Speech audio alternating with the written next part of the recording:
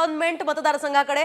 या मतदारसंघात भाजप विरुद्ध काँग्रेस अशी थेट लढत रंगतीये। मात्र यामध्ये काँग्रेसच्या उमेदवाराचं पारडं काहीसं जड असल्याचं दिसतंय। तिथले संभाव्य आमदार कोण आहेत आपण पाहू। अगदी नक्कीच पुणे कॅन्टोन्मेंट हा काँग्रेसचा तसा मतदारसंघ राहिलेला आहे आणि इथं आपण बघतोय की भाजपनं काही म्हणजे काही टर्म आपल्याकडे हा मतदारसंघ खेचून घेतला होता, परंतु रमेश बागवे हे काँग्रेसकडून पुणे कॅन्टोन्मेंटमध्ये निवडणुकीच्या रिंगणात उतरले आणि ते संभाव्य आमदार असू शकतात।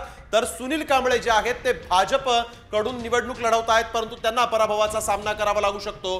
पुणे कॅन्टोन्मेंटची ही आकडेवारी आणि हे संभाव्य आमदार आपण इथं पाहतोय। एकूणच रमेश बागवे हे या ठिकाणी संभाव्य आमदार का असू शकतात, त्या ठिकाणी काँग्रेसची ही ताकद पूर्णपणे वापरली गेली आहे। दरम्यान या ठिकाणी काय कारण आहेत आपण जाणून घेऊयात आमचे प्रतिनिधी सचिन जाधव यांच्याकडून। सचिन, काय सांगाल, त्या ठिकाणी काँग्रेसची ताकद वाढताना दिसते, रमेश बागवे हे का आमदार असू शकतात?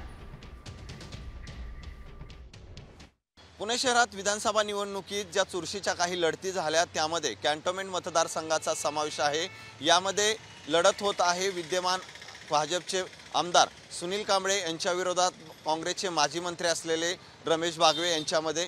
खरं तर कॅन्टोन्मेंट मतदारसंघामध्ये 2019 अगोदर त्या ठिकाणी रमेश बागवे यांचा प्रभाव होता, मात्र 2019ला सुनील कांबळे यांनी त्यांचा पराभव केला आणि त्यानंतर या मतदारसंघामध्ये सुनील कांबळे विद्यमान आमदार आहेत। मात्र 2024मध्ये काही स्थानिक घडामोडी ज्या भाजपच्या विद्यमान आमदारांच्या विरोधात घडल्या, त्यामुळे या ठिकाणी रमेश बागवे निवडून येण्याची शक्यता आहे। एकूणच आपण या ठिकाणी पाहतोय की रमेश बागवे माजी मंत्री आहेत, काँग्रेसचं संघटन मोठं आहे आणि जो मतदारसंघ कॅन्टोन्मेंट आहे यामध्ये सर्वधर्मीय मतदार जे आहेत ते मोठ्या संख्येने आहेत। त्यामुळे याचा दोन्ही जरी उमेदवाराला फायदा होणार असल्याचे आपल्याला पाहायला मिळत असलं तरीही यामध्ये यावर्षी काँग्रेसने जे अंतर्गत गटबाजी असेल ही थोपवण्यात यश मिळवलंय। त्यामुळं कॅन्टोन्मेंटमध्ये विद्यमान आमदारांना त्या ठिकाणी झटका बसण्याची शक्यता आहे आणि काँग्रेसचे रमेश बागवे निवडून येण्याची शक्यता आहे।